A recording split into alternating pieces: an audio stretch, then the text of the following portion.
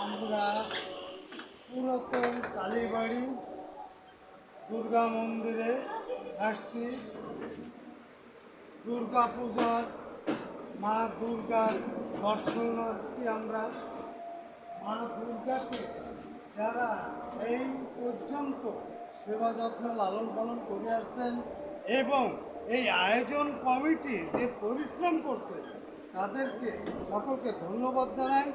এবং মা দুর্গা সমস্ত ঘরে ঘরে যেন শান্তি পৌঁছায় দেন এবং এখানে আমাদের বাংলাদেশ পুলিশ বাহিনী, আনসার বাহিনী তারা অক্লান্ত পরিশ্রম করে যাতে বিশৃঙ্খলা না হয় সেটা করে যাচ্ছে, তাদেরকেও ধন্যবাদ জানাই।